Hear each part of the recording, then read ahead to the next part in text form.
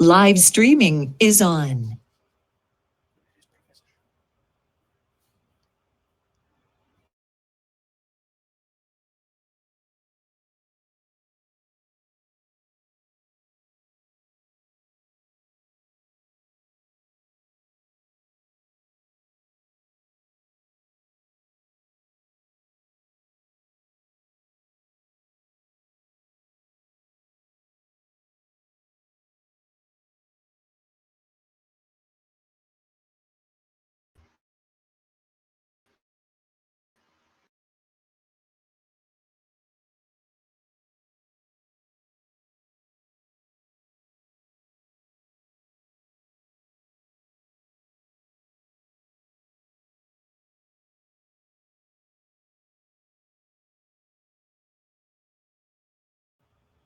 I don't see Professor Shawl was there, but I don't see him anymore there, unfortunately.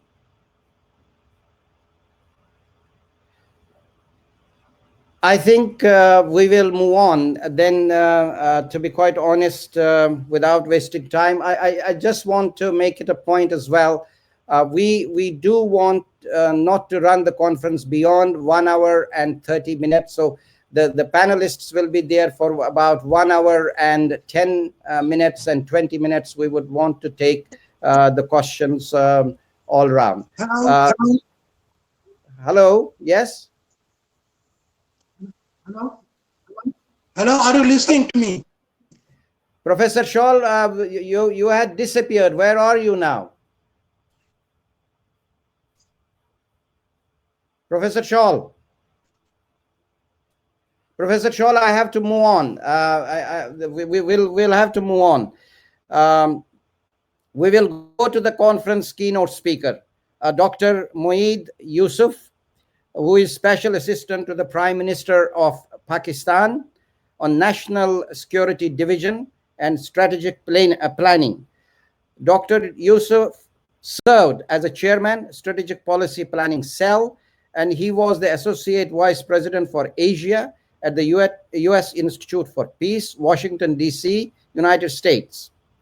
Dr. Yusuf has been involved with Asian Development Bank, World Bank, the United Nations Development Program, the Stockholm Policy Research Institute, and the Brookings Institution.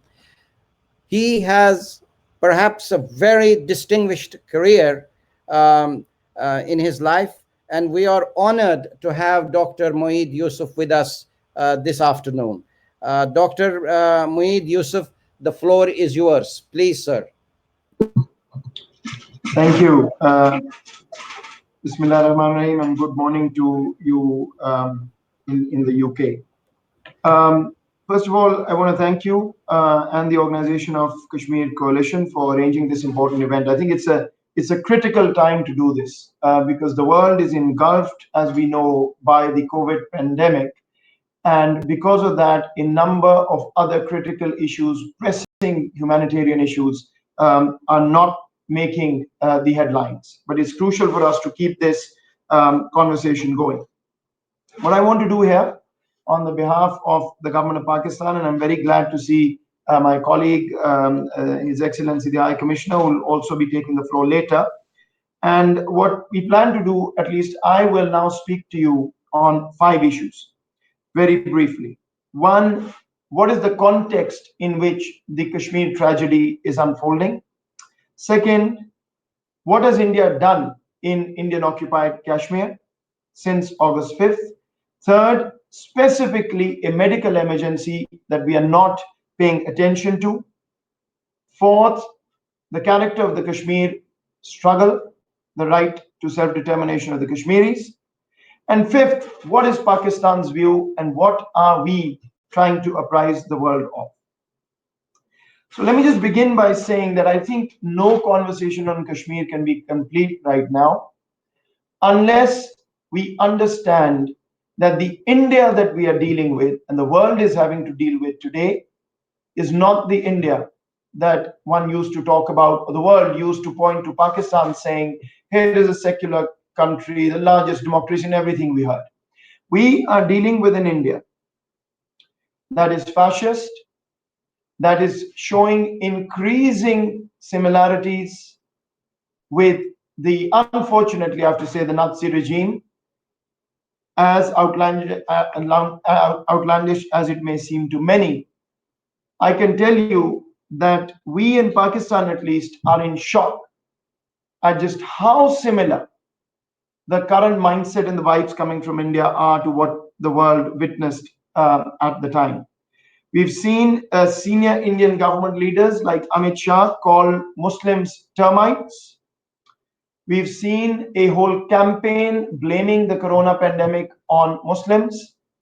Let me remind you, there was something called the typhus epidemic during the Second World War, in which the Hitler regime, the Nazi regime, blamed it on the Jews.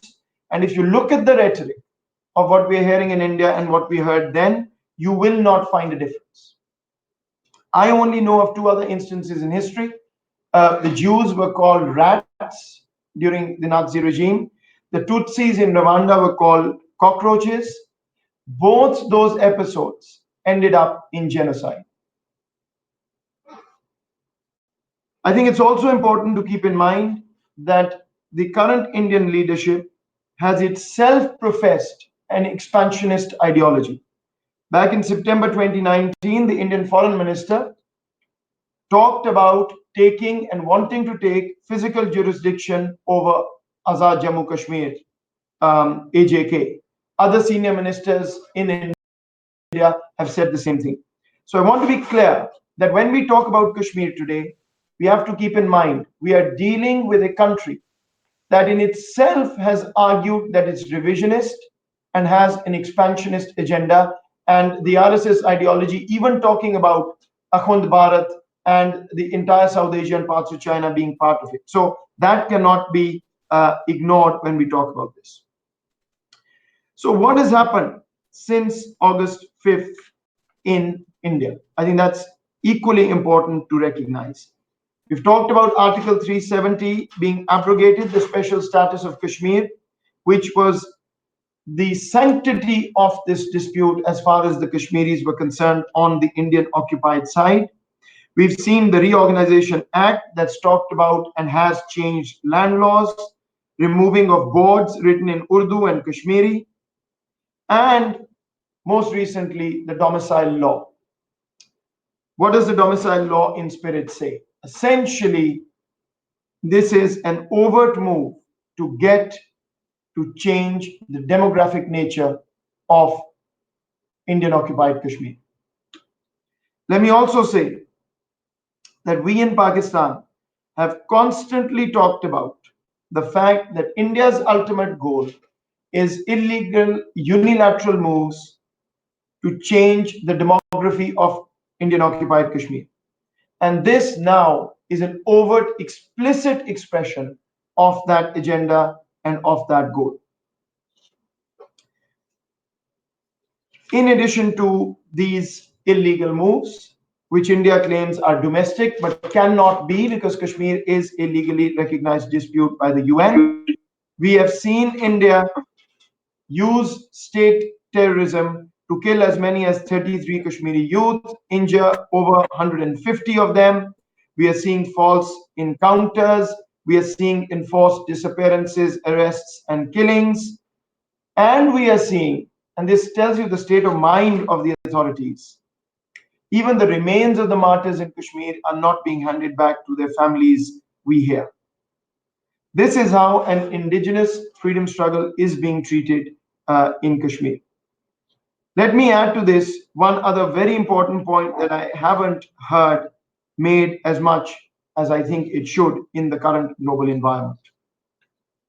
What we are seeing in India, and specifically with regard to Kashmir, is a pandemic being used to further cement illegal moves of occupation in the territory. On the one hand, we hear that in Indian occupied Kashmir, there are only 17 fatalities because of corona. On the other hand, the entire valley is declared a red zone. A lockdown is further increased. Internet services that were provided in limited bandwidth have been reversed. You can't even actually function in terms of getting medical support. I don't need to remind this learned audience that the Geneva Convention, the fourth Geneva Convention, Article 59, mandates India not only to ensure provision of medical supplies and healthcare to the people of Kashmir, but also it mandates them to give access to international agencies like Doctors Without Borders, ICRC, and others. This is a critical point that I want to emphasize. The fourth Geneva Convention is not being breached only in terms of what India does in the occupied territory with its security forces, but specifically in the pandemic. The world needs to recognize that India is actually breaching and violating the fourth Geneva Convention, Article 59. And I would make a formal appeal to organizations like Doctors Without Borders, like ICRC, like the International Medical Corps, to actually go into Indian occupied Kashmir and alleviate some of the suffering in that region. Elevate this illegal occupation, at least get these people the necessary medical help so that people don't die of this epidemic and we never find out. So I think this is an area that's not being looked at as closely as we need to. I think there need to be proactive efforts, and I'm appealing to the international community to look at this as a medical crisis, as a medical emergency, as a medical genocide, quite frankly, and go in and get access to help these people in need. One word about the Kashmiri struggle itself. So I don't need to repeat this because I think it's become so predictable now that India will continue to give the Kashmiri struggle a color of terrorism. I think it's important, and I hope after I finish and leave the forum, there is a conversation about the face of the Kashmiri struggle. Today, it is the educated Kashmiri youth in the valley that are standing up against India's illegal occupation and oppression. So this conversation about, oh my God, it's terrorism, it's Pakistan, these are Kashmiri youth living in the occupied territory. Their names are available. They're not even hiding anymore. That's the conversation to have. This is a completely changed character. From peaceful protests, you are forcing people to become violent. When India talks about, oh, there's been violence in Indian occupied Kashmir, we are seeing protests, we have seen violence. I want to ask a question. Are you dealing with animals in cages in Indian occupied Kashmir? Because if you are dealing with human beings, human nature will force them to react when you treat them like animals. And when they react, please don't look elsewhere. Look at your policy. Look at what you've done since August 5th. And even a small kid on the street can tell you that you are asking for trouble yourself. And I'm very glad to note that even the Western press and media are no longer using the word terrorism, which was very unfair to begin with, but was used for years. They are using the word self-determination. They're talking about the struggle. They're talking about the fact that the pandemic is being used to perpetrate fascist policies and genocidal tendencies by the Indian security forces. Let me bring all of this together to make a final concluding observation, which is, where does Pakistan stand on all of this? Because this is another thing that India has tried very hard to misconstrue and convince the world that there may be some problem on the other side. Two parts to this, ladies and gentlemen. First, since August 5th, Pakistan has said two things and two things alone. Number one, the open jail called Indian occupied Kashmir, and specifically the Kashmir Valley, needs to be removed, and the basic humanitarian considerations and human rights of the Kashmiris need to be honored. This is not a point about real estate. I want to be clear. Pakistan is not talking about this as a real estate first and foremost. Yes, there is an issue over territory. Yes, there is a recognized dispute. And yes, Pakistan stands by the UN resolutions and wants a resolution in that stead. But what we are asking immediately since August 5th is to alleviate the human suffering of the people who have been put in cages like animals, the open jail, as I said. What is the second point Pakistan is making? Let international law operate to find a solution to the problem. You want to talk as India? Pakistan is ready. Go back to the pre-August 5th situation, sit down and resolve the issues in the spirit that the international community, i.e. the UN, has already prescribed. Only 2 points that Pakistan has made: human rights of the Kashmiris and international law. There is not a third point, ladies and gentlemen. So I want to be absolutely clear. Now, what is India doing? It is talking about the same old narrative of infiltration. So I want to make a very important point to all of you, and I would hope that this is also discussed. India has 900,000 security forces across the line of control in Indian occupied Kashmir in various forms. India has one of the most extensive anti-infiltration grids that they themselves say they have laid down on their side of the line of control, the side that they occupy. So I want to ask you a question. What is this apparatus doing? Is there any evidence that it's been breached? How has it been breached? Aren't the world's satellites looking over a disputed war zone? If they are, where is the evidence? And let me make an offer formally. We have told the UNMOGIB, the UN observers that are present here, and India does not allow on its side, to come and see AJK for themselves, come and see the territory and the ground situation whenever they want. We've gone further. We have told the diplomatic presence of various countries in Islamabad, don't give us any notice. Tell us when you want to visit. Half an hour notice, come and see whatever you want to see on our side, wherever you want to see it. We've gone further, ladies and gentlemen. We have even asked the Indian mission, come with us. Tell us where you want to go, we'll take you. There are only two ways to get to reality and truth if two sides disagree. Either we get evidence or people can go and see for themselves. There has never been and will never be evidence of a falsehood, but we are telling you, we are telling the UN again and again, come and see whatever you want. That's how clean our hands are. But we cannot allow India to continue escalating tensions on the line of control, continue killing innocent women and children. Remember, the topography of the LOC is such that we have villages on the LOC, India does not. And so when they shell indiscriminately and kill civilians. They've already killed a civilian this year, and they've injured many more on our side of the line of control. I want the world to recognize you're talking of two nuclear powers. There is a limit to our patience as well. We want what? Ceasefire in 2003 was agreed. Go back to that. Not a bullet will be fired. If we go back to that, human lives will be saved.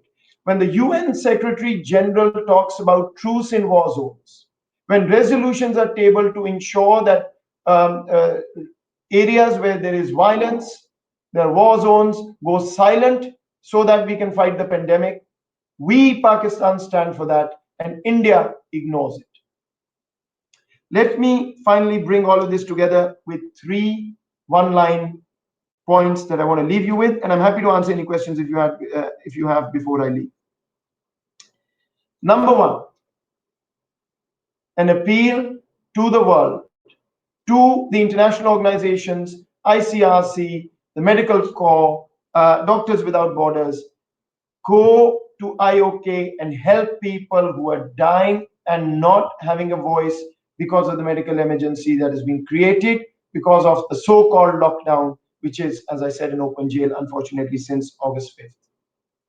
Second, please take notice and for the UN to investigate the forced killings, disappearances, arrests that are taking place in IOK.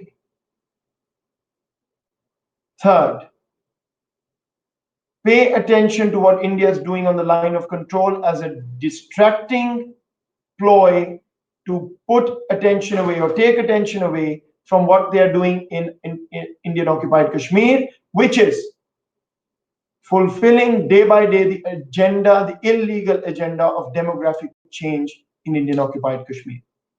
Look at the LOC. Please don't show up when there is a crisis and people talk about, oh my God, what's going to happen. Show up now, get the ceasefire implemented by the Indians so that we can focus on more important priorities. But not at the cost of ignoring that Kashmir is simmering, people are reacting, and the dispute has to be resolved on an urgent basis. Pakistan's only and only talking about the humanitarian issue and the legal issue. And that is our right and our responsibility. This is ultimately a self-determination struggle proven to be indigenous for the Kashmiris. They need a voice. Pakistan stands by them. We have always, we will remain so. But this is not the India that people used to talk about. We were always skeptical in Pakistan. It's showing its true colors. The world must intervene on the medical side, on the legal side, the dispute resolution side, and on the violent side, on the line of control, as well as within Indian occupied Kashmir. I thank you for listening to us. Thank you very much, Dr. Saf, for that very extraordinary intervention. It was very helpful, and you definitely categorized it in a very succinct way what needs to be done. Of course, yes, medical emergency is there, as you highlighted. Of course, there is the violence part that should come to an end. And thirdly, you highlighted the demography or the legal part of it, that is very important. Demographic change is what is very crucial at this stage. Even as on yesterday, what we understand is that nearly 200,000 people have already been granted domicile certificates, and that is very alarming. And therefore, we look towards, of course, the entire international community to take notice of this. And of course, the COVID-19 is used by India as a guise to make the changes, unlawful changes in Kashmir. Very helpful, very extraordinary intervention, Dr. Saf, from you. We are very grateful to you. Just give me a minute, sir. I want to see if Professor Shawl is there somewhere. Has he come on the screen or no? I don't see him still. Is Victoria there? Victoria was there. Yes, I'm here now, Majid. Sorry, I actually had connectivity problems, so I missed the last intervention. But I am here. Can you hear me? Dr. Moeed's intervention was extraordinary, but anyway, I can't see you on the screen. I've got my picture up. Just give me 1 minute.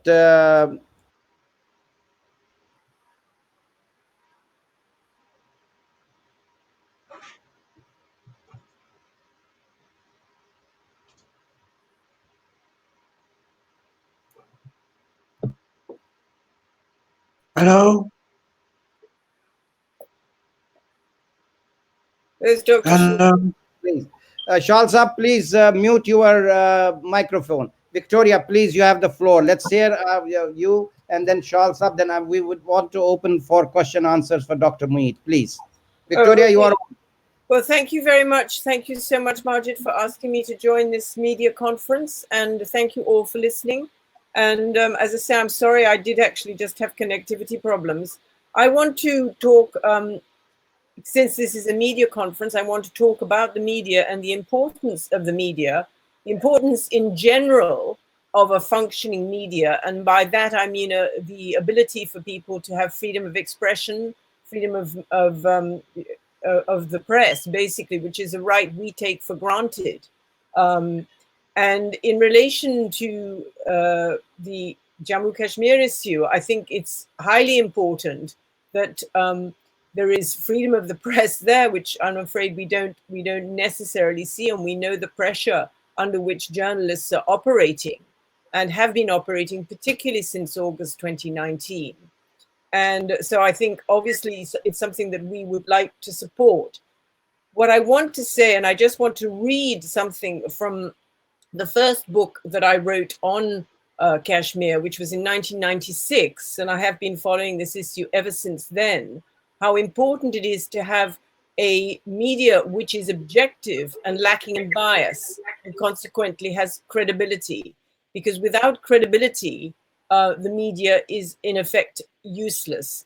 And this is what I wrote all those years ago, and it is as relevant as it always was. In recounting the events which make up the Valley of Kashmir's history from legendary times, I have found it as important to write without love or hatred as did Kalhana when he compiled his history of the ancient kings of Kashmir in the 12th century. As with so many contentious political issues, the adage, "This is my truth, now tell me your truth," is applicable to Kashmir. The story related by the Pakistanis differs from that told by the Indians. The Kashmiris have a third viewpoint. My objective in writing this book has been to let all sides speak their own truth. Where they have not been able to resolve their differences at the negotiating table, I have attempted to sit with them independently, listen to their grievances and share their dreams. Most importantly, I have tried to let the voice of the Kashmiris predominate. Even then, they do not speak with a united voice. Hindu Pandit differs from Muslim, yet both are Kashmiris from the valley. The Ladakhis, Gujars, Baltis, people from Jammu, Poonch, Mirpur, Gilgit, Hunza, all have diverse cultural and linguistic traditions. Although my focus is on the Valley of Kashmir, where the present conflict arises, the other components of the state must not be forgotten. As parts of the former princely state of Jammu and Kashmir, their future is directly affected by events in the valley. As in the past, objectives and priorities differ. And I think if we are going to have any resolution of the Jammu Kashmir issue, we need to bear in mind this diversity. And we, as journalists and writers, need to report truthfully and faithfully what we observe from all perspectives. We can continue, as we will do, to condemn the human rights abuses which take place in the valley. But as I've said on several occasions, without a resolution of the issue, these human rights abuses will continue. And so with those brief introductory remarks, because I know there are a lot of speakers and we want to have time for other viewpoints, I would just close. But as I say, I think the role of the media is critical and it's highly important for keeping the issue alive internationally. Thank you very much. Thank you, Victoria, for that brief opening. Very, very kind of you. Dr. Moeed Yusuf has to move on. He is on a very important assignment. Professor Shawl. Yes. Can you make a very brief intervention so that we take question answer session for Dr. Moeed Yusuf, please. Very brief one, sir. Please, sir. Okay. I'll be failing in my duties if I don't mention the hard work my colleague and friend has done to gather this galaxy of veteran journalists and intellectuals from around the world. I must appreciate the participants for sparing their precious time and join a debate to examine the role of media in highlighting the trauma and suffering of a people who on one side are confronting a deadly virus and on the other side are facing a military siege, curfews, and failed access to freedom of expression. Full restoration of internet has not been done. 4G continues to remain suspended. Even the highest judicial forum in India is becoming a problem and not a solution, as it is creating an impediment in the administration of justice and restoration of the internet. It has been rightly said, information is power and insight can impact on public discourse. I have an experience that in this context, I once wrote an editorial for my magazine that was positively responded by many diplomats. At that time, subject was Kashmir, and today also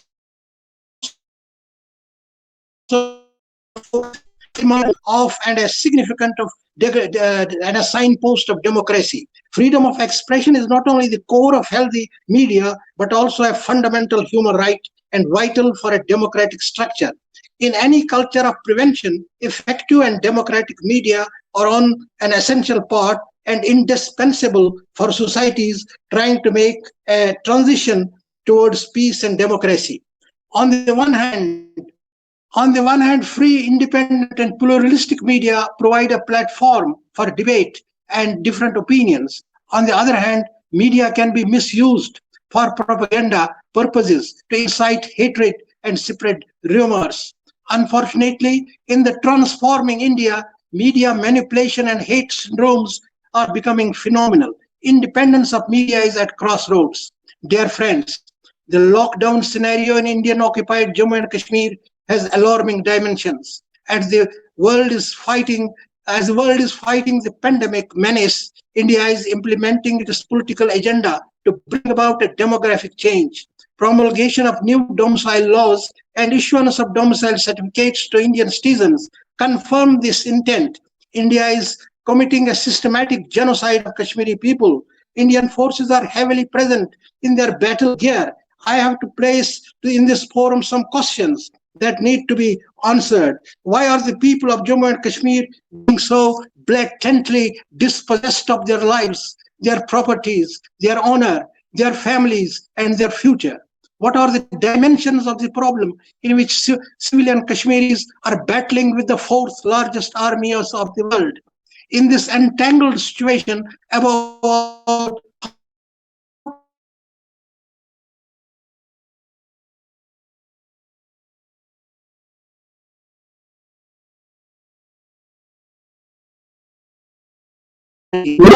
media conference in London in 2017 coined a slogan, self-determination is democracy and democracy is self-determination. The Indian state is disempowering Kashmiris democratically by bulldozing the democracy. India is transforming and all the minorities are living in a turbulent era of history. The present era features an attempt to disrupt an entire civilizational narrative in which different beliefs coexist. This is not an ideological warfare, but a desire for a civilizational conquest. It not only attacks a sense of being Indian, but also rewrites Hinduism. There continues a wanton denial of all the fundamental freedoms, including the freedom of expression and freedom to practice religion. Right to life is being is being denied to the people in Indian occupied Kashmir. Kashmiris struggle to realize the right of self-determination as guaranteed in UN Charter and UN resolutions is responded with brute disproportionate force, draconian laws, catch and search operation, extrajudicial killing, burning and blasting the houses. The people's upsurge has developed into a revolution. This revolution is against historical injustice and breach of promises by Indian political leadership, not only in the Indian Parliament, symbol of Indian democracy, but also at the United Nations. Media personnel in IOJK are functioning in extraordinary conditions. There is a long list of journalists who have been either arrested or killed for covering the rapine slaughter. 2 days back, in the capital city of Srinagar, houses were raided in the morning, more than a dozen razed to the ground among the booming guns. The Junaid Sahrai, an educated young man and son of a senior Kashmiri leader, Mr. Mohammad Ashraf Sahrai, was rained with bullets along with his two associates. The pain of the symptoms manifold, and the parents don't get back the dead body. These dead are desecrated and their last rites are not performed according to their faith and beliefs. Finally, I would like to quote Ravi R. Prasad, director of the advocacy at Vienna-based the International Peace in the Press Institute. Journalism in Jammu and Kashmir is under a dramatic state of repression. The state is using a mix of harassment, intimidation, surveillance, and online information control to silence critical voices and force journalists to self-censorship. Democratic space has already been squeezed to the political leadership and people are being pushed to the wall. So we seek your support to stand for the democratic rights of the people because we believe democracy is self-determination and self-determination is democracy. Looking forward to an interesting and thought-provoking discourse. Thank you. Thank you, Professor Shaul Saab, for that very innovative intervention. Dr. Moeed Yusuf has to move on.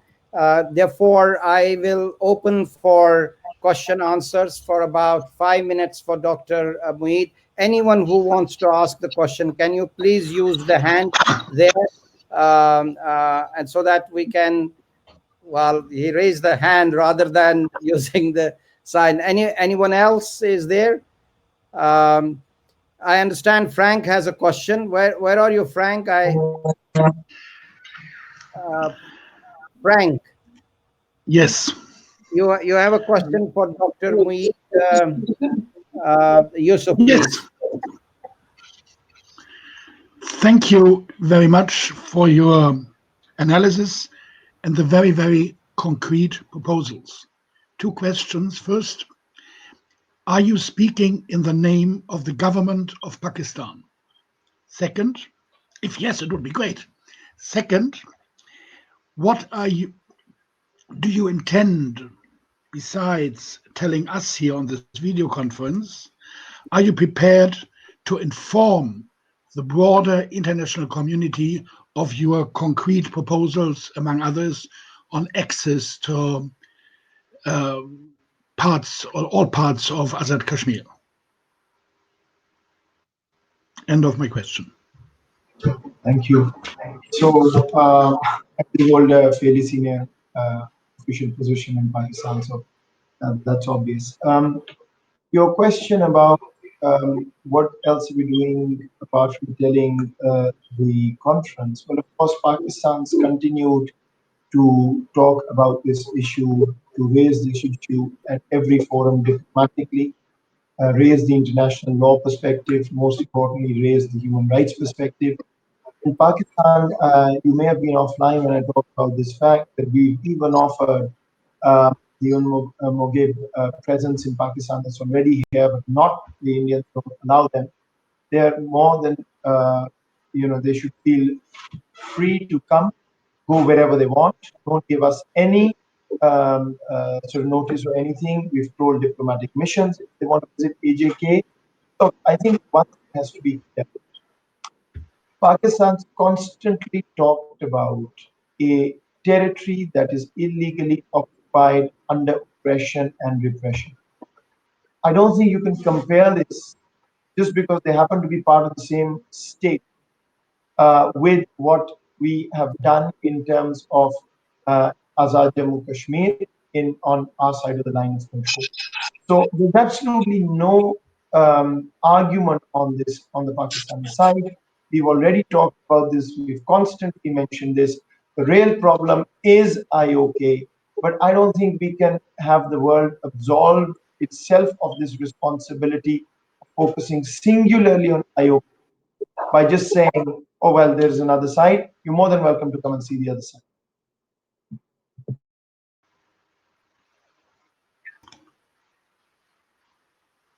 Thank you, sir.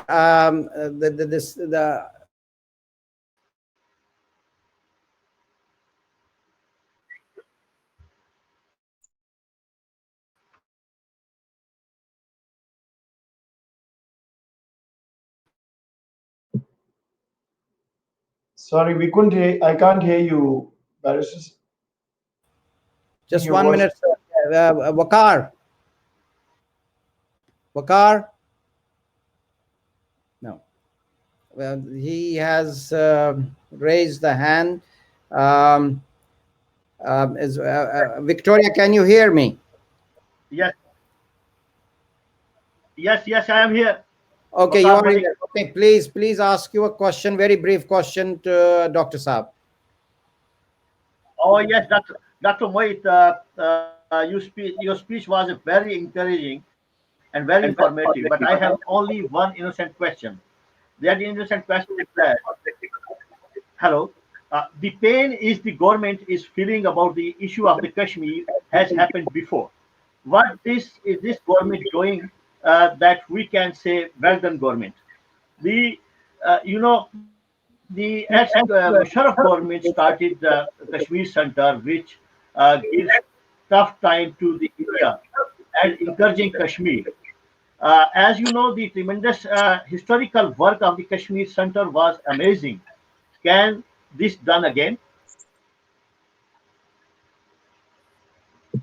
I'm sorry, I haven't been able to fully Hello? hear your question. Dr. Saab, I will just give you the background. Um, at some stage, there were Kashmir centers operating as the NGO, non-governmental organization, on a very high platform within the EU and Washington DC and here in London. I think Mr. Malik is referring to that in a way. But I suppose, Yes. but I suppose, Dr. Moeed, what could be that what Mr. Waqar Malik is trying to say, is there anything of that nature that we can see Kashmiri diplomacy on a high standard? That, I think, that is the gist of his question, sir. Thank you. Yes, sir. Indeed. Two things for this. I won't sort of talk specific to the centers because they were special arrangements in present in the past. Look, any place in the world where you can have objective, intellectual, and practitioner-oriented work on Kashmir, why not? Because there is one side to this story that has been propagated full of misinformation by a actor and an entity that is illegally occupying a territory. And unfortunately, I have to say, the world gave it too much credence and too much credibility.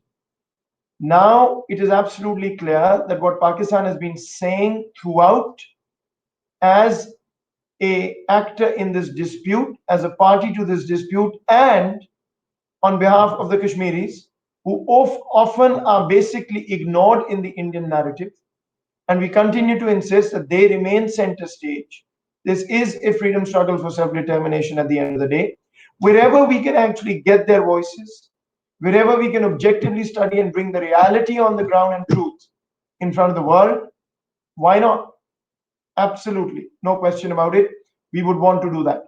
The problem, of course, is that a lot of things that have been done by our eastern neighbor, from where I sit, have been propaganda, have been lies, have been things to distract attention and cover up for their oppression and repression in Indian occupied Kashmir. That's what needs to be challenged. And anything that is said to be, and there is evidence now, I'm not making this up, there are public reports of money being put into so-called quote-unquote think tanks in the West, so-called intellectual shops in the West, which were essentially fronts to propagate misinformation. That, of course, cannot be tolerated. But if we can do objective work, the reality will come out. And who will it support? It will support the Kashmiris, it will support Pakistan. Let me also say one other thing here.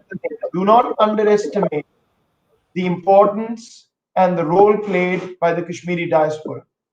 I want to thank all of them for what they've done to raise this issue post August 5th, be it in London or in Brussels or in Geneva or in Washington.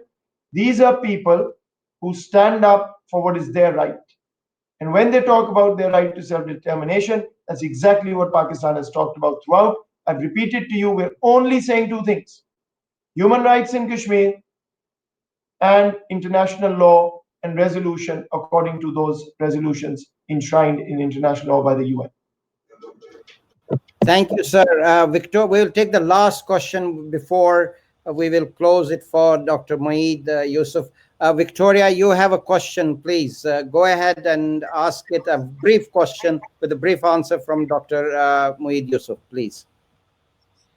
Thank you very much, Dr. Moeed. I'm sorry I didn't hear all your presentation, but what I would like to know is at what point can Pakistan envisage having a dialogue with India, because we know that there will be no resolution without dialogue. And what format do you think that dialogue would take? You've had dialogue in the past, you've had talks about talks, but it seems to me that especially at this critical moment in time, it's only with dialogue that there will be some headway made for the benefit of the inhabitants of the state. Thank you. Thank you, Victoria, and it's good to hear you at least after a long time. Look, I think even a conversation about dialogue is immaterial if we are talking of a post-August 5th status quo. What have we heard from the other side? What has the world counseled us on? Talk to India, ignore August 5th, and move on. What do we have to talk about then? If the Kashmir dispute, the internationally recognized Kashmir dispute, the spirit of that dispute, the international law that backs that dispute is going to be ignored, then what is the conversation? So what has Pakistan said throughout? Absolutely, the dispute has to be resolved through dialogue. Even when you get to a plebiscite, you have to have a dialogue before that. That's a given. The dialogue has to be on an even keel. It has to keep the Kashmiri people at the center, and it needs to be in a pre-August 5th environment so that the illegality upon illegality since then has to be set aside for this to happen. Now, if you get to that conversation, Pakistan's always argued that we want to sit and resolve this dispute through that conversation.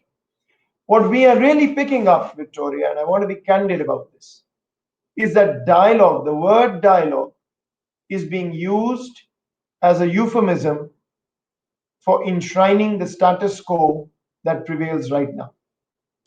Why does the dialogue happen? Oh, well, because I can go to the world as India and tell them, you know what, the problem is resolved. Pakistan's talking to me. They're happy with the situation. So the world doesn't need to bother. Thank you very much. It's a bilateral issue. We'll resolve it. It is a cover to ensure that the illegal actions since August 5th are cemented and made permanent. That, Victoria, is a non-starter. Forget about Pakistan. That's a non-starter for every single Kashmiri in the valley, in AJK, and wherever the diaspora is in the world. So how can Pakistan even talk about a process in which the Kashmiris will not agree, in which the real party is not going to agree, in which you're going to cement the oppression that's happening? That's not possible. But that should not be taken to reach a conclusion that Pakistan is avoiding dialogue, doesn't want to talk. We want to talk yesterday. The terms have to be pre-August 5th. We need a genuine, sincere resolution of the Kashmir issue in line with the international law prescriptions put into the resolution. That's our point. But please don't ask anybody to follow a path which uses dialogue as a cover to ensure permanence of illegality. That is not acceptable to Kashmiris more than anybody else, but definitely also not to Pakistan.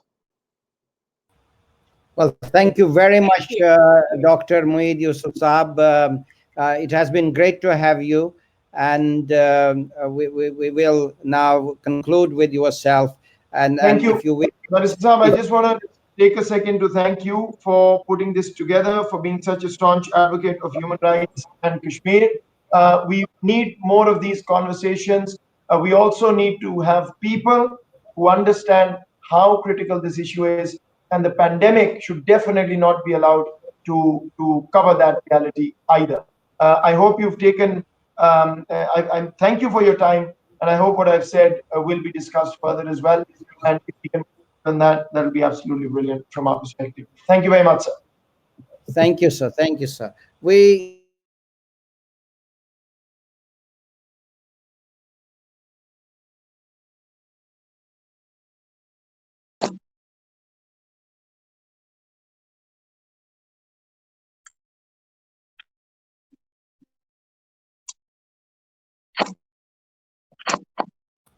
Leonid, can you hear me? I can't hear you. Can you hear me? Leonid, can you hear me? Yes. Okay. Now I can. Yes. Okay. Thank you very much. Leonid Seven is in Russia and is chief editor of Eurasian Affairs. Without much ado, the floor is yours, Leonid. Please have your intervention, have your presentation, please, sir.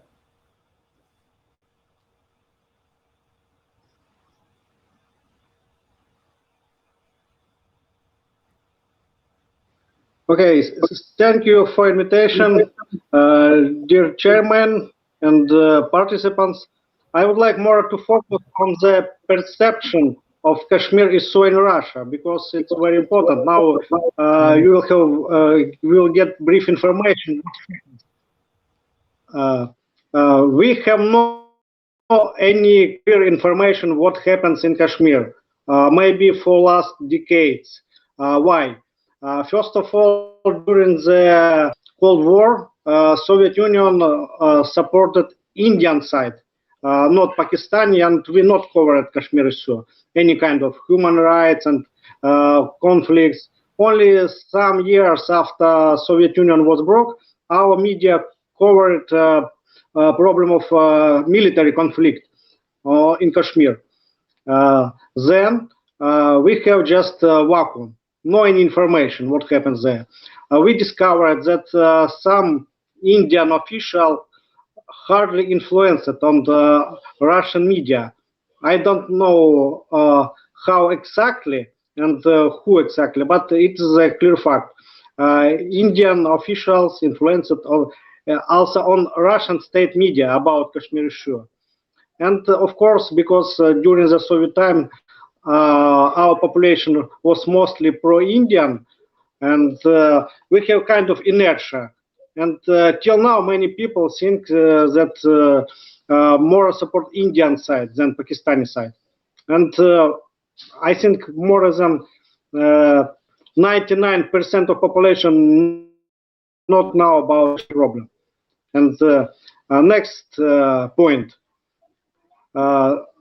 Our media mostly covering the conflict or human rights problems in Ukraine, Syria, or sometimes in Palestine, because it's more familiar for the our audience, not for Kashmir or some last months about Rohingya migrants problem, etc. But for Kashmir, the same. It's like a black hole, no information. And next point, I think it's also very important because in Russia we have no Kashmiri diaspora.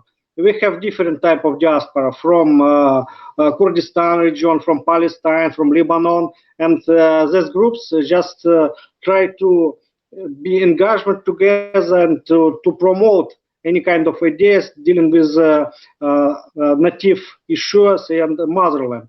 So our audience more familiar with Kurds problem, what happens in Turkey, for example, Iraqi Kurdistan, in the Palestine, and some problems in Ukraine and the Balkan regions, but not about Kashmir.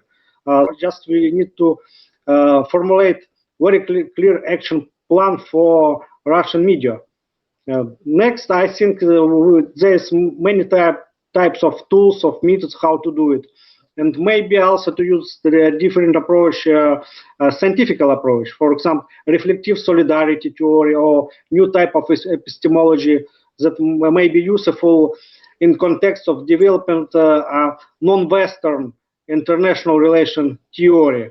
And of course, there should be kind of small team and to start a constant process inside Russia and to be in contact with different activists in Pakistan, in Azad Kashmir, in European Union countries, just to coordinate different type of actions between each other and to promote and to share ideas and real information about the situation in Kashmir and what happens there. So I think it will be done from point to point and step by step. It's only in this kind of strategy it will be succeed, and we will get a Russian audience and to bring real information about Kashmir issue.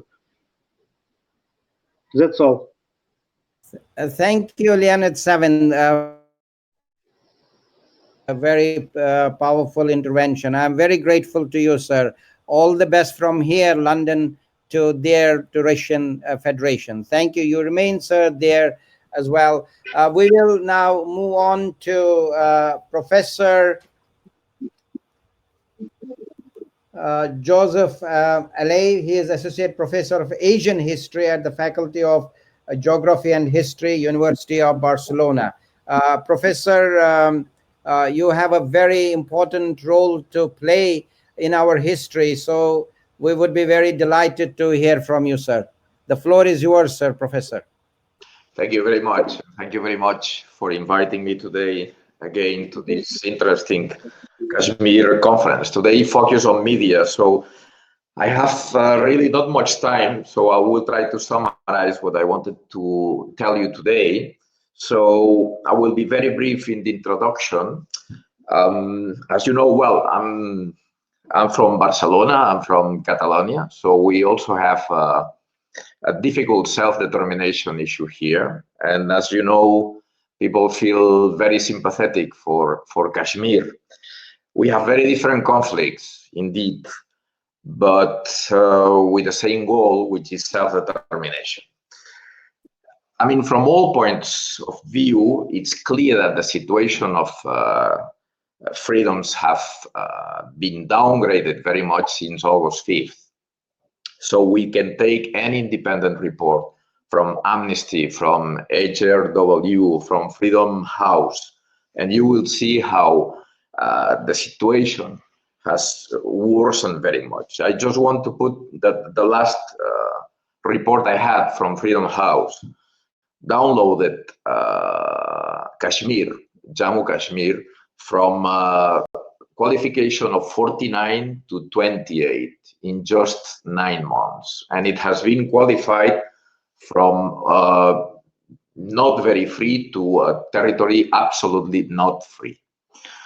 So, and this has of course, a direct consequence on what is the goal of the conference today, which is media, right? So if you have a not free country, of course, you have a problem with freedom of speech, and you have a problem with freedom of press and freedom to inform. So all these reports are telling us that there is a severe clampdown on local and foreign journalists. This is especially a message for the international correspondents that are hearing us today. So you have to know that since August 5th, journalists have been imprisoned, have been harassed by police, they have been beaten also by police. Internet, although it has been partly restored, it's still difficult to get a good 4G connection. And on top of that, you have to add the various curfews, the various lockdowns also induced by COVID-19, which make journalists' life pretty difficult and almost impossible for their job. So as a third point, I wanted to bring you up to date 2 cases of 2 young journalists. I heard now before that we were talking not really about uprisings, but we were talking about just usual young Kashmiri people who were being harassed. And this is also the case for journalists. You know that there is one case of Kazi Shibli that I have here, and probably some of you will recognize. He's the editor of the Kashmiriyat, right? And he was arrested in July 2019, just before August 5th. And then he was booked under the PSA, the Public Safety Act, after August 5th. So he's just a journalist, the editor of a media website, the Kashmiriyat. And he was jailed just because he informed in his website about Indian movement troops before August 5th. So he was finally released. He was finally released on April 23rd. So he's been 9 months, not in custody, but in a hard jail in Uttar Pradesh, far away from his family, on the conditions such as he could not use in 9 months just a pen to write what were his thoughts while being in jail. And he was not allowed to read a single book. I have still a second case that was just yesterday. This is Fahad Shah. He is the editor of the Kashmir Wala, again, another very popular website, media site. He also has a Twitter channel where he's very popular. So he was yesterday called by Srinagar's police just because he published news, apparently, doing some comments on some gunfight that there was the day before yesterday. But actually, he was questioned during these 4 hours about his report about some houses being destroyed in Srinagar the day before yesterday, which also has the direct connection with the apparent intention to change the demography of Kashmir and harassing Kashmiris in their own land with this ugly custom of burning houses or destroying houses. So these are just two people, you know, they are flesh and bone people. So we are not talking in abstract, but every day Kashmiri, especially local journalists, are being harassed in Kashmir. And this is unacceptable under any circumstances for a country which actually, for many people in the world, for many countries in Asia, still represents the spirit of democracy, India. So I have to say it. Whether it would be more true or less true, this is the truth. So in the world, still India represents democracy. So to those of us who also defend democracy and freedom in Europe, in Asia, or in America, it's absolutely, and I'm not going into the, into the issue of whether Kashmir should be in one side, the other side, or become an independent country. This is up to the self-determination of Kashmiris. But what is absolutely unacceptable is that in the year 2020, you can still lock journalists in a completely arbitrary way just because they were informing about what is happening in their own country. So I would also make a call to the international media to ask to enter Kashmir. So it's very much needed. It's not only in Kashmir. In any conflict in the world, it's, as you know very well, the presence of media witnesses is something essential for the people surviving or living on the severe conflict like Kashmir.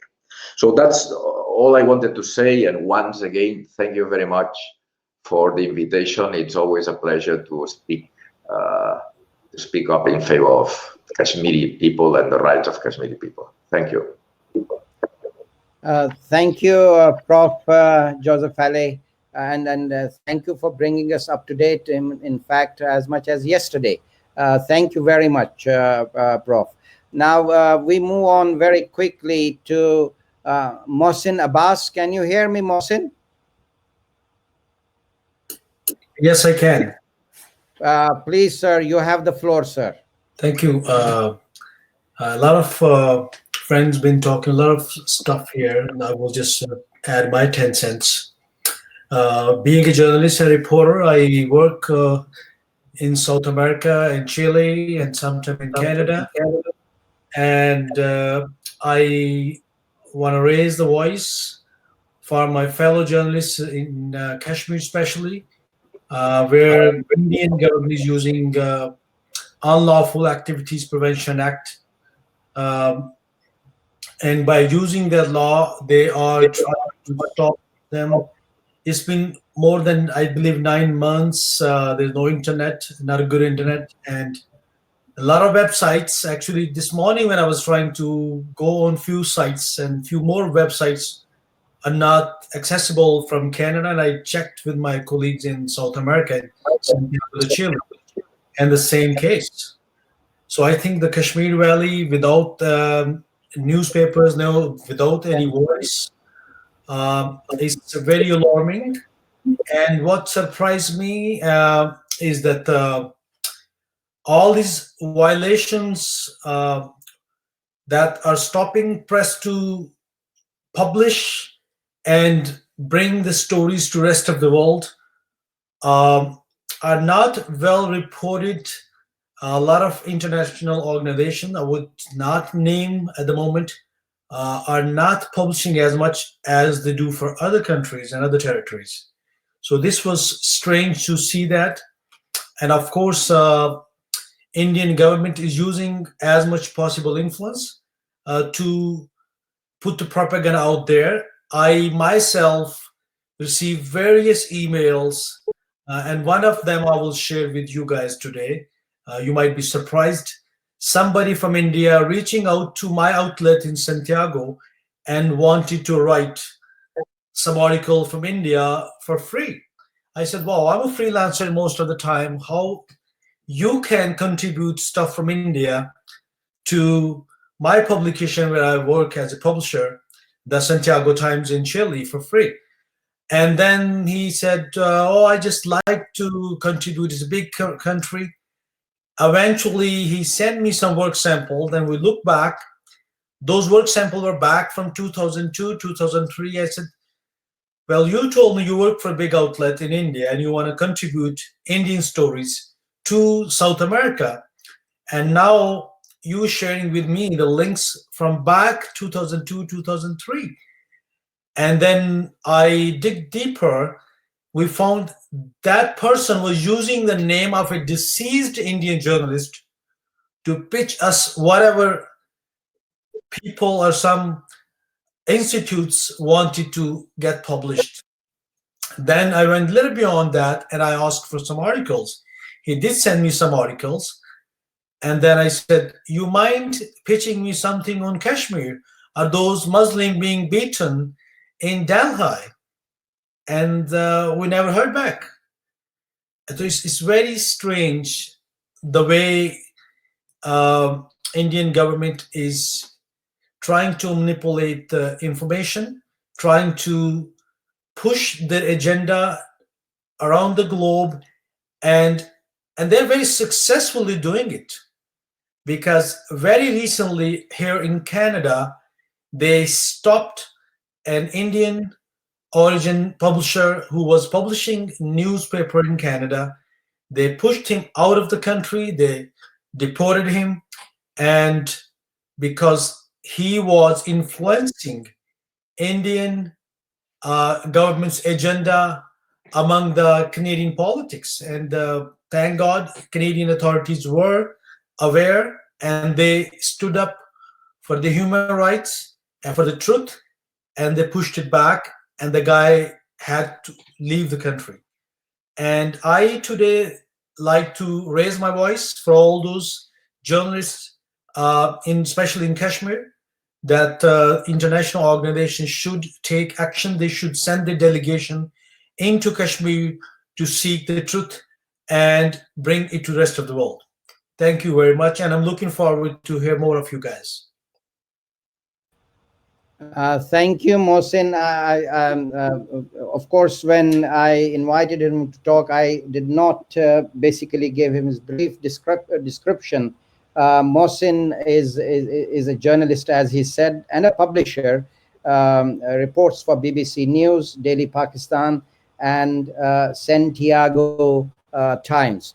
Thank you very much, Mohsin, for that very interesting intervention. I'm very grateful, and I'm sure you will be doing a lot of good work there in South America, in Toronto. Thank you. Thank you. Now we move on to William Morris, sir. William Morris, sir, can you hear me? William Morris is chairman. Yes, William Morris is chairman for the International Council for Press and Broadcasting and Secretary General for Next Century Foundation. Mr. Morris, the floor is yours, sir, please. Okay, I hope you can hear me all right. I can hear you, sir. I can hear you very well. All right, bless you. The thing I've noticed, and I think I wanted to raise, there is obviously there are faults on so many sides with regard to this conflict. And when we talk about the media, of course, Pakistan itself is not without fault. There has been a lot of intimidation of journalists on Pakistan administered Kashmir. It's been very significant, including especially of local journalists.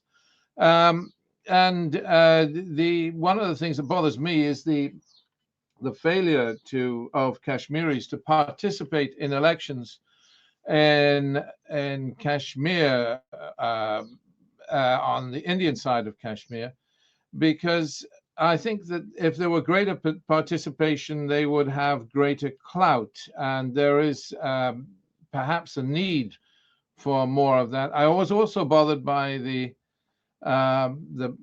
statement from the Pakistan official that dear man that he is, he said very clearly that he had preconditions. Pakistan had preconditions for dialogue. It's never very helpful once you have preconditions for dialogue. You never get dialogue. It's something that has disabled the Palestinian cause for a long time, because the Palestinians have said we won't talk till the Israelis stop building settlements, and then the Israelis just smile, and they're so grateful because they don't have to have talks, because the Palestinians say, well, no talks until you stop building settlements, and they never stop building settlements, so talks never happen. When you put preconditions, as Pakistan is now doing, before talks can take place, then you make it easy for India not to talk, is my opinion. So I think that's a mistake, an error. Anyway, those three issues. Freedom of the press applies to both sides. The question of greater participation in elections, and one has to be aware that even in Pakistan's side, if you want to participate in an election, you have to publicly renounce any aspiration for Kashmiri independence. But I think participation in election is important, even and it's not happening enough on the Indian side, and because it gives you weight, it gives you strength. And the other issue is dialogue should always be without precondition, and I think Pakistan's making a mistake there. So I just wanted to raise those points. Thank you, sir. Thank you very much, Mr. William Morris. Of course, there could be criticism of either side in the right perspective. But what is much more crucial and important for us is the gross and very gross human rights abuses those are taking place in the Indian-held Kashmir. That focus has to be there, and that COVID-19 is being used as a guise to perpetrate further human rights abuses in that part of the world. We heard Professor Ali, we heard Mohsin Abbas, that how the journalists are being targeted and tortured. Therefore, the situation in that part of Kashmir, in the Indian held Kashmir, is quite very much what you can say is ugly on as far as the human rights situation is concerned. But nevertheless, William Morris, thank you for your intervention. Now we move on to Mr. Ashraf Wani, who is a journalist and president of Association of Displaced Kashmiri Journalists.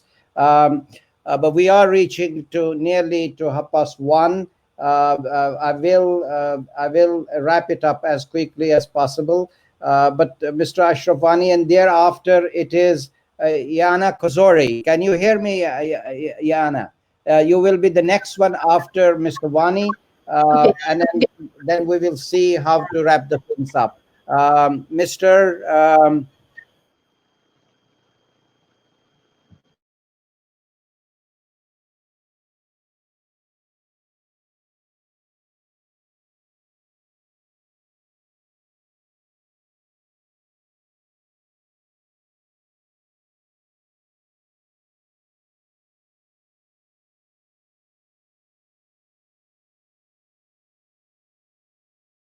I don't see him. He was there, but I don't see him anymore.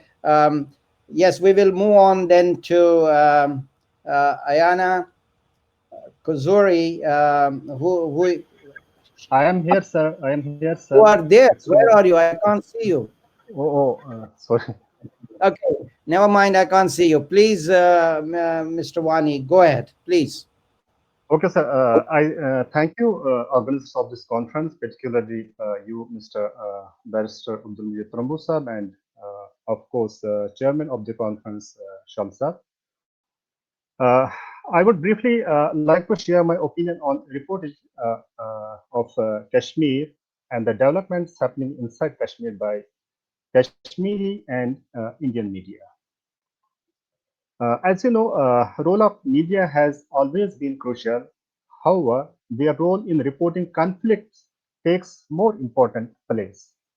Unfortunately, media coverage of conflicts have dominantly been tilted towards conflict escalation instead of transformation of conflicts.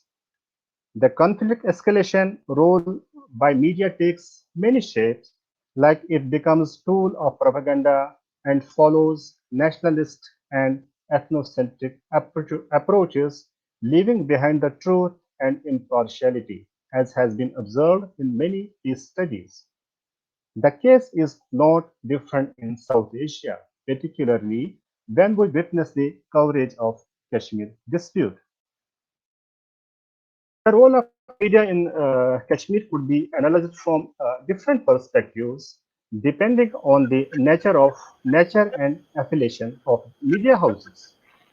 So, when we look into Kashmir dispute and the developments happening inside Indian occupied Kashmir, these have been covered by the local media, which works in inside Kashmir, the Indian media, Pakistani media, and international media.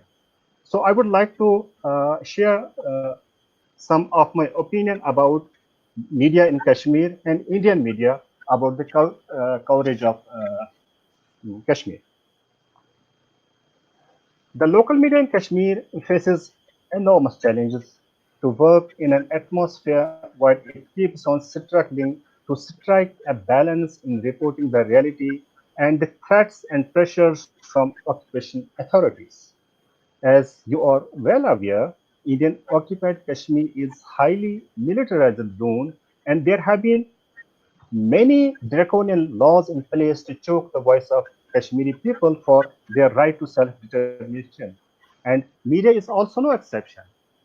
We have witnessed many lockdowns on media, the recent among them after the assassination of Burhan Wani in July 2016, and the most recent after the August 5th, 2019, when Indian government snatched the special status of IOK through Article 370 and 35A of its constitution. This is of this is of this the concept of freedom. I think that there is no concept of freedom of expression and freedom of press as far as we look at media inside Kashmir. Reporters Without Borders, in its latest WordPress Freedom Index report, has noted that it has become, they quote, virtually impossible for journalists to report from Indian occupied Kashmir, IOK, and it has pushed India 2 spots down from its last ranking to 142. While noting the difficulties for reporting from the region, the group called a vast open prison due to shutting down of fixed lines and mobile internet connections by Narendra Modi-led government. The recent, you may be noting that the recent incidents of slapping Unlawful Activities Prevention Act, which we call UAPA, for what they call anti-national posters. We have an example of journalist, a photojournalist, Masrat Zahra, was served up in a draconian law over her Facebook posters. Another journalist, Pirzada Ashik, a Kashmiri-based journalist working for an Indian paper, was booked on Monday for spreading what they call fake news and misinformation. Likewise, freelance journalist and political communicator Gauhar Gilani was booked after police accused him of glorifying terrorism in social media posts. According to the representatives of Kashmir Press Club, consistent intimidation and harassment of journalists has long occurred, but it has become a routine affair. Since the Indian government downgraded the semi-autonomous status of the region, this has become now routine affair, routine practice in Kashmir. Now, just a few lines about Indian media. You all are about the Indian media coverage, but I just want to add some lines here. When it comes to Indian media, it has actually become a propaganda tool at the hands of nationalist regime. Indian media covers Kashmir from the nationalistic perspective. So every event, issue, or news story of Kashmir is framed not to depict the reality, but every event that Indian media is reporting, it is not depicting the reality actually, but it constructs a reality that suits the nationalistic agenda of Modi regime and mislead not only billions of Indian population, but also downplay the role of international media in highlighting the plight of Kashmiris. There have now been many voices against Indian media, which for them has been instrumental to worsen situation in occupied Kashmir. For example, for them the media distorts facts, and when people watch falsehood being spread against them, their anger multiplies. To me, Indian media do not report reality, but it shapes reality according to the agenda set by the Indian government. So this was what I wanted to share you. Thank you very much for inviting me. Thank you, sir. Thank you, Wani Saab, for that very wonderful intervention.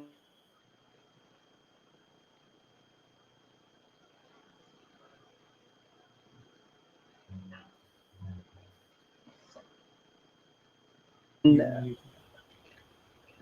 has been very much involved with us on Kashmir. She's a freelance journalist. She has been working for Maldivian TV channels as national TV, Tole Radio, Moldova, and TV7 from Brussels until 2016. She runs a website called www.kozaripress.com and board member Brussels Press Club. Madam Kozari, you have the floor, please. Yes, thank you, Maid, for giving me a floor. I will be very brief because our time is limited. And as a journalist who is the last year specialized in the culture and educational issues, I would like to mention that now the children in Kashmir, they are limited with internet, which doesn't give them the access to the education because of COVID. And it's, of course, ridiculous, and it shortens the human rights and the rights of the children. and the access to the education. And I think that international media has to raise awareness about the lack of internet in Kashmir and the lack of access to education and also to the medical service and medical services in Kashmir. I think it's very important, and now all the countries in the world are faced with this pandemic, very awful one, and I think the people and the children in Kashmir, they shouldn't suffer more than all the world around, and also have to have the access to internet, to the education, and to the medical service, and to the information about COVID and about medical stuff. Thank you. Thank you, Yana, for that very brief intervention, but very powerful message from you. Thank you.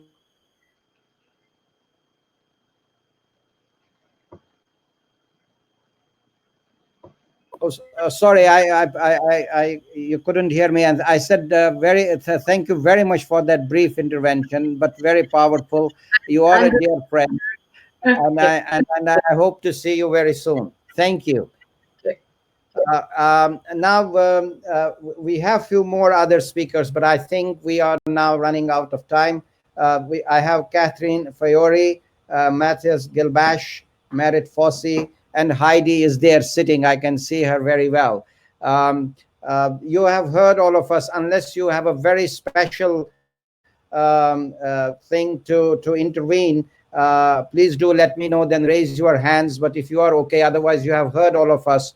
We know your views, that you do work on Kashmir, you do report on Kashmir. We are very grateful to all of you. But in the meantime, I will, before passing it on for the conference plenary guest speaker, His Excellency Muhammad Nafeez Zakaria, who is High Commissioner for Pakistan in the United Kingdom, I would want to give floor to Mr. Shualba Hoth to introduce the draft declaration. There may be some changes from me as well. Victoria Schofield has been involved with this, and she has, I must put it public, she has corrected a lot of my English in it. But if you could very quickly run through, Mr. Shualba Hoth, through the declaration, and we will formally adopt, except that I will have a couple of amendments myself. Please, Mr. Shualba Hoth, your floor very quickly. I want to close it before giving the floor to His Excellency. Please, sir.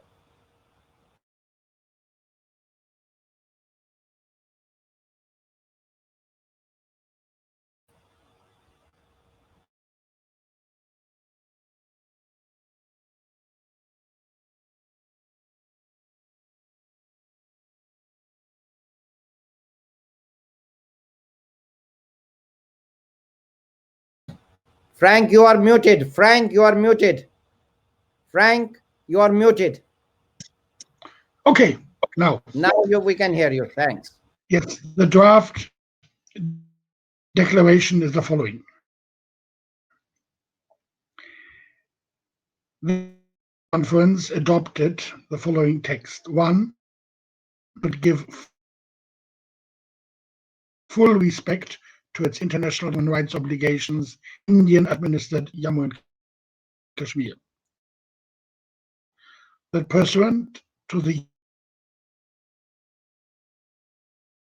Kashmir 2018 Inquiry Commission should be established to probe all civilian killings, torture, and degrading treatment or punishment, arbitrary arrest,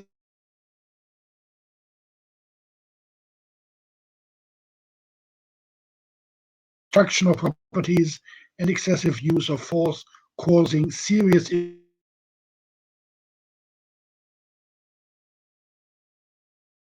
members of the international media should be encouraged to advocate strongly positive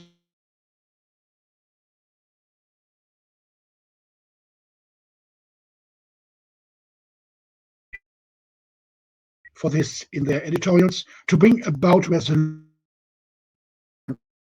regionally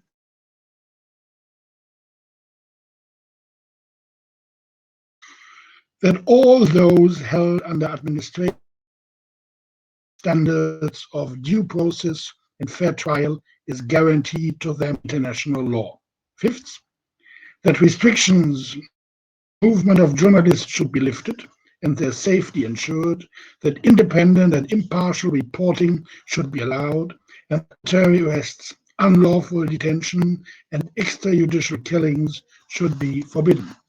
Six, that the people of Jammu and Kashmir should be granted their right of self-determination as prescribed by international law. And seven, last point, that emphasis on international media to play its key role by giving proper exposure to the Kashmir conflict with human rights angle, bearing in mind that the prevailing conditions pose a serious threat of regional and global peace, as the region is a nuclear flashpoint, developing partnerships with local media and ensuring to provide unbiased and independent coverage. That was the end. Thank you, sir, Mr. Shual Bahut, for reading out the draft declaration. Before I put it to the floor for its any suggested amendments, can I first of all, Victoria, are you listening to me, please? Victoria, yes, can you hear me? I can hear you. Yeah, I'm proposing two changes, which is the last but one point, that the people of Jammu and Kashmir should be granted their right of self-determination as prescribed by international law under the United Nations resolutions. That's my change. Because the legal background of the whole dispute is the United Nations resolution. That's where from the legality of the Kashmir conflict comes in. I hope that amendment is carried through. Anything you want to say, Victoria? No, I couldn't actually hear Frank very much, but I'm familiar with what was in the resolution. I think that was in the resolution anyway. Okay. In the draft declaration. Okay, that may be then a mishap. And also there is a suggestion that instead of Indian administered Jammu and Kashmir, it may be proper to use Indian held Kashmir. And if that is okay, Professor Shawl, I think he's not there anymore. Can't see him. Majid, the expression is Indian administered Jammu and Kashmir. That is a normally adopted impartial expression, and if we're talking about media being objective, that is the objective description of Indian Jammu and Kashmir, Indian administered Jammu and Kashmir. That's what the BBC use, and that's what the United Nations uses as well. Yes, so I think you should stick with Indian administered Jammu and Kashmir. Unless anyone else has some serious observations on this, please. Barrister Thrombu sahab, hello. Yes, sir. I can hear you, sir. Yeah. I think one of the suggestions you have already made, and I also wanted to make that is about the inclusion of human resolutions. And secondly, this IHK, I also endorse this suggestion that we must have IHK, or IOJK, because we consider it a military occupation. Now, did you hear Victoria's point to use a neutral language as far as it's a journalists' forum, and of course also United Nations also uses administered Jammu and Kashmir. It's open to interpretation. Perhaps Indian administered Kashmir, IJK, slash IHJNK will probably will be the via media for this. Otherwise, is there any observation other than these two observations? I think the rest of the statement is fine. Okay, then in that case, we will take as this the COVID-19 Kashmir Media Declaration as approved with the corrections. Yes. Now I move on to our Margin, guest. sorry, did you receive that last paragraph that I told you? I think Frank did not read the right one. I think the last paragraph reads as you have, that the international media should be encouraged to play its Okay, role yeah. by giving proper exposure to the Kashmir conflict. Yes, okay, fine. That is the actual paragraph. Okay. Fine, thank you. Victoria, Okay. okay, thank you. Okay, now uh, our conference plenary guest speaker will have the last word, and of course, Your Excellency, you heard everybody. Some of the journalists we couldn't hear because the shortage of time. We have still gone over 1 hour 30 minutes, but His Excellency Mohammad Nafis Zakaria is the High Commissioner of Pakistan. He has a distinguished career, a diplomatic career in the Pakistan Foreign Office, has served in various capacities as spokesperson of the Foreign Office of Pakistan, as the Deputy High Commissioner here, and various other places as Deputy Ambassador and so on and so forth. I personally know His Excellency, and I must say, apart from his government and official responsibility, he has advocated the cause of Kashmir in his capacity throughout wherever he has been. And we, the people of Jammu and Kashmir, particularly the Indian Jammu and Kashmir, are very grateful to him in that personal capacity. Your Excellency, Nafis Zakaria Saab, you have the floor, and there is no time limit on you, sir. Thank you, sir. Bismillahirrahmanirrahim. Assalamualaikum. Good afternoon, everyone. Thank you, Organization for Kashmir Coalition, for this conference. And I want to thank also all the distinguished participants, especially the media persons, for their contribution. This is definitely focused on media access and freedom of media.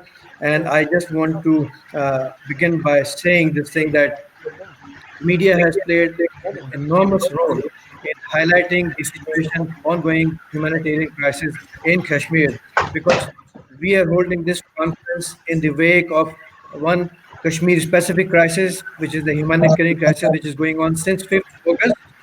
And then COVID-19 is another crisis which has been used by India to aggravate Kashmiri's sufferings manifold without the world even knowing about it, because there's a communication blockade the last 9 months now. Now, while these two crises we are all aware of since 5th August, and there had been a lot of focus as to what is happening since 5th August. But I think there is a whole history behind this issue of Kashmir. And it's not that we are today talking about, the focus is not just the media freedom. This is media freedom with reference to the plight of Kashmiris, media freedom with reference to communicating the voice of the voiceless to the outside world, how they are suffering. And we are also looking at it as an issue. It is an unresolved issue which is internationally recognized, which is on the Basic Council agenda. Okay. Can you hear me?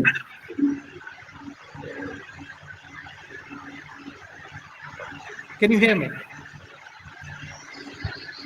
Yes, Your Excellency, we can hear you, but there is a lot of background noise on your side. Well, I think there's nothing on side. I'm sitting alone. Okay, And, in that case, there's no gadget. if anybody's microphone is on, please can you mute yourself? We would want to hear to His Excellency, please. Okay. So I will also, thank you. I will just touch upon one thing about media, that in my interaction with British media, especially the electronic media, I have been told categorically that they do not have any permission to visit Indian occupied Kashmir to see the situation on ground.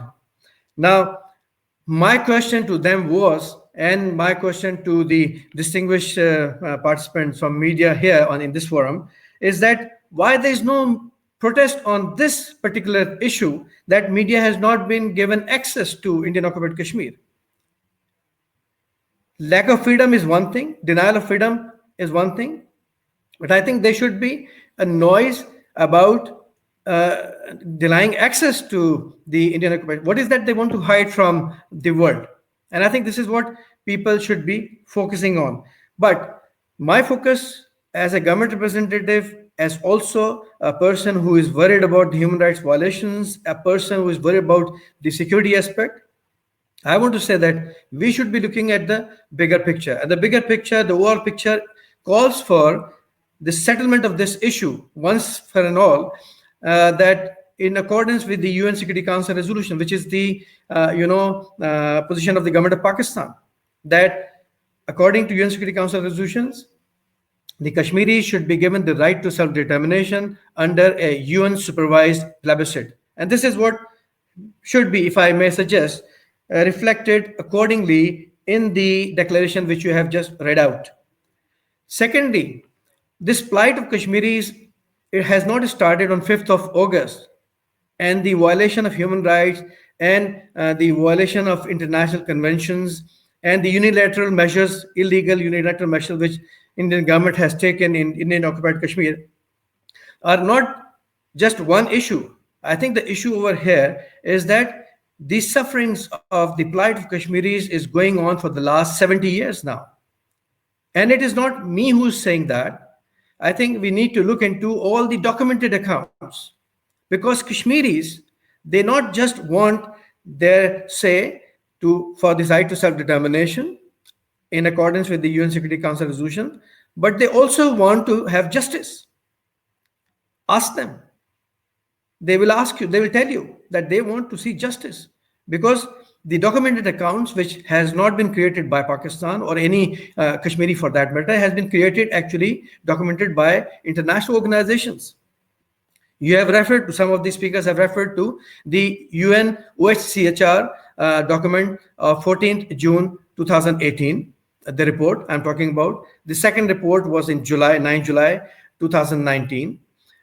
And these two reports were full of reflecting the plight of Kashmiris, the human rights abuses, and the excesses of the Indian occupation forces in Indian occupied Kashmir, as to what they have done in terms of causing the casualties in Indian occupied Kashmir against the Kashmiris, the voiceless and defenseless Kashmiris. There are documented accounts, like, for example, buried evidence, which has been documented by International People's Tribunal. They found 3,000 mass graves in 2009. And their claim was that there are more than 7,000 mass graves, and there are more than 9,000 people buried in those mass graves. Now, that is one reflection of crime against humanity committed by the Indian forces in Indian occupied Kashmir. But the another aspect to it, that when the DNA test was carried out, when those who were buried in the unnamed, unmarked mass graves, when their corpses were taken out and the DNA test was carried out randomly, and facial recognition was carried out, all of them, without exception, it turned out that they were all the residents of the indigenous Kashmiris of Indian occupied Kashmir. Whereas the Indian side, clarified or justified their action to kill them, saying that they were the infiltrators. So the world has to see that how India has been lying about the infiltration, how it has been blaming Pakistan about infiltration, how it has been actually trying to unsuccessfully portray the indigenous self-determination movement as an act of terrorism, which is not the case, and how actually yet another crimes against humanity they committed was they killed innocent Kashmiris in fake encounters. I can specifically quote one of the incident, but there's so many incidents actually where they asked the Kashmiri boys to go and touch the line of control and come back, and they will be rewarded. And then when they were coming back, they were killed. So I think we need to look into this. So it is very important that in the declaration, these documented accounts, like the losing sight in Kashmir, which is mass blinding carried out by Indian forces of young Kashmiris, which has been documented by Amnesty International. These are the documented accounts. These should also be mentioned so that the justice would also be delivered. Because after all, the entire focus of media freedom is to report what the ground reality is. So there are already ground realities which are documented, and there are many more ground realities that have not been documented, that have not been reported. So my request would be that. And in order to resolve this issue, long-standing issue, because this is going to recur again and again. In 2016, it was in the wake of killing of Burhan Wani. You have seen what happened throughout 2016 and 17. Earlier in 1989, what happened? There are documented accounts of more than 20 massacres which have been carried out by the Indian forces. There is a genocide which has been carried out by the Indian forces in 1947, which the Kashmiris observe every year on 6th of November as Yom-e-Shuhada Kashmir. More than 300,000 Kashmiris were killed only from Jammu. More than 1 million were actually displaced, forcibly displaced from that area, from Jammu. That actually changed the demography. So that brings me to demography, also the alteration of the demography or change in demography.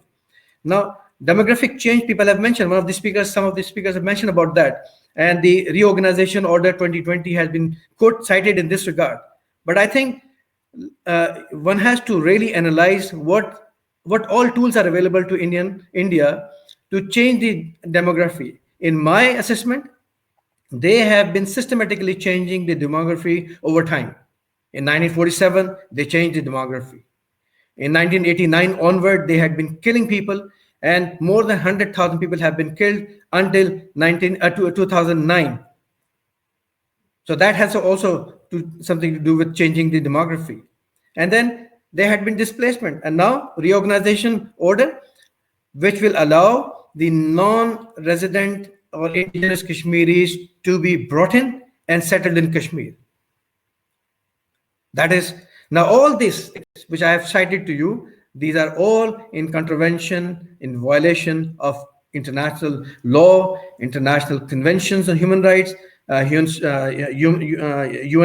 Charter, and UN Security Council resolution on Kashmir. Because UN Security Council resolution calls for no change by any party to the dispute until this issue is resolved. So there cannot be any material change. Now, demographic change is a material change.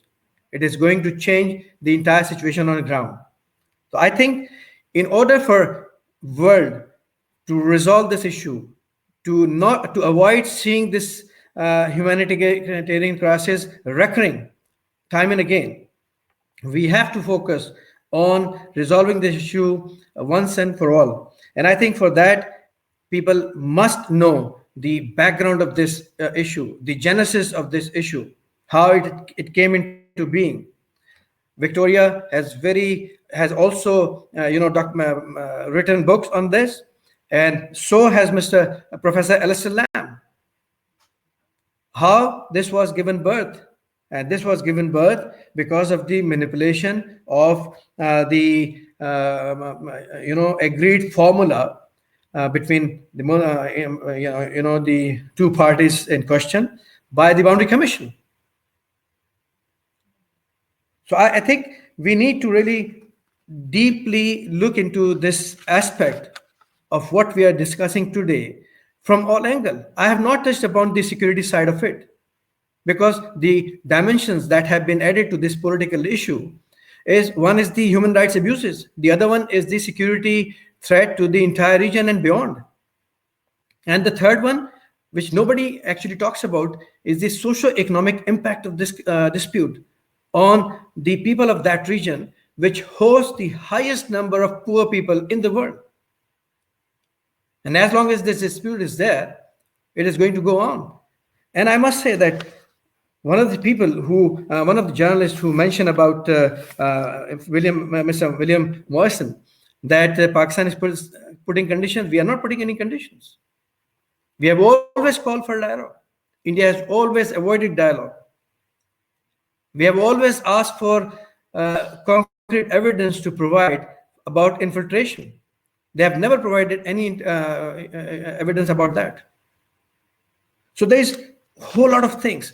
And I think very important important aspect of this is that India should be called to account for violating, being a member of the UN, and yet violating all its conventions, aspiring to become permanent member, and being the biggest defaulter of the UN Security Council resolution itself. We really need to look into these aspects very closely, because at heart is the aspiration of Kashmiris that they should get the right to self-determination as promised to them under UN Security Council resolutions. And at heart is also that there should be a delivery of justice, because there are perpetrators, there are sufferers, there are victims. If you look at the stories of women, Kashmiri women, if you look at the stories of Kashmiri boys and girls, I think there are loads of stories. There are thousands and thousands, tens of thousands of victims who are looking towards international community to intervene and provide them justice, call India to account. I think because of paucity of time, I just wanted to focus on these few points, because the rest of the things you have already covered. There had been very candid admission about how the media has been denied complete access to the Indian occupied Kashmir, so that they could not report as to what is happening over there. That means there's something to hide. Everybody's talked about the fact-finding mission to be sent by the international organizations such as UNHCR and also UN and also the OIC. Everybody has been denied access. Even the civil society members, they don't have any access. People have talked about anybody who dares even write a single sentence about what's happening on ground, they get detained.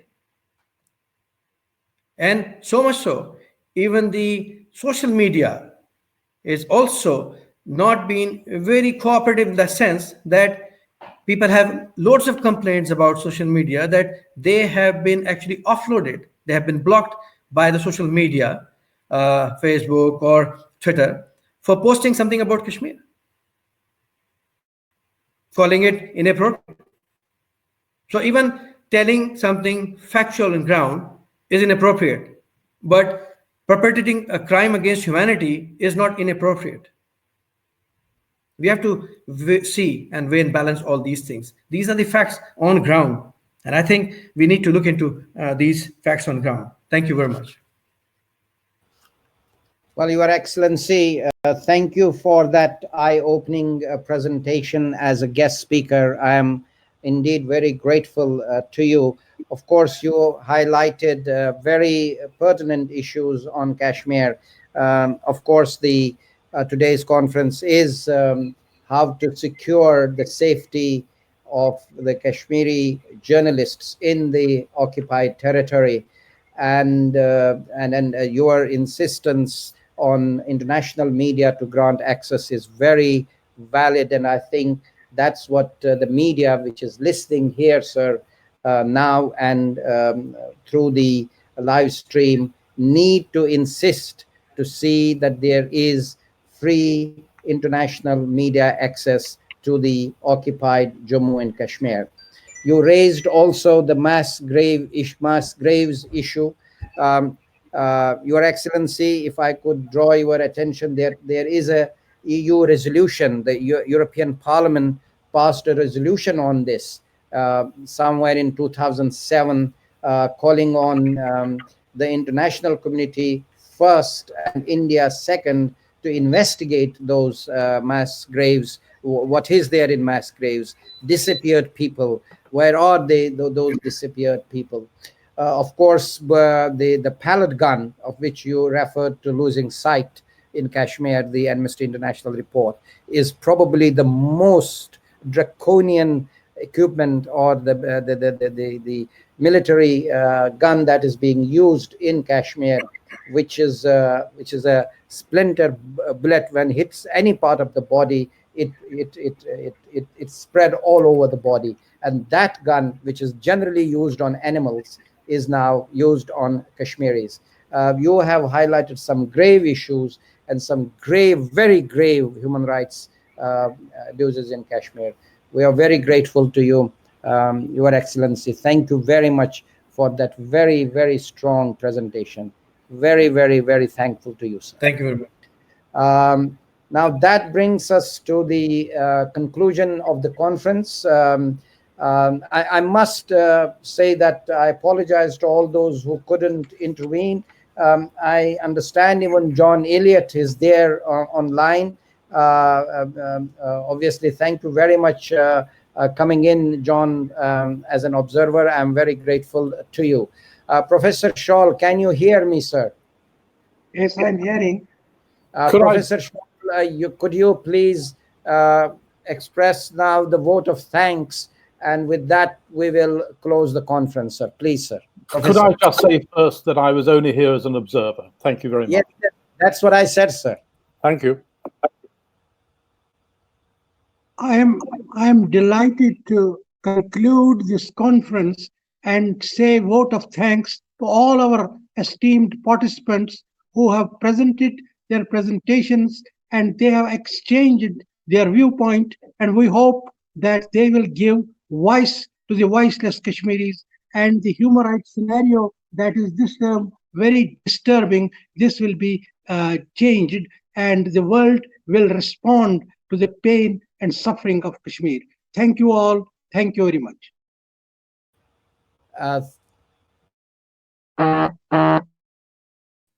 Thank you, Professor Scholl. And my last word is to thank all of you.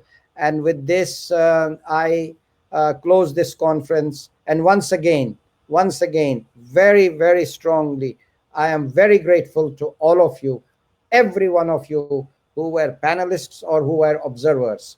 I am very grateful to you. And with this, I close this COVID-19 Kashmir Media Conference.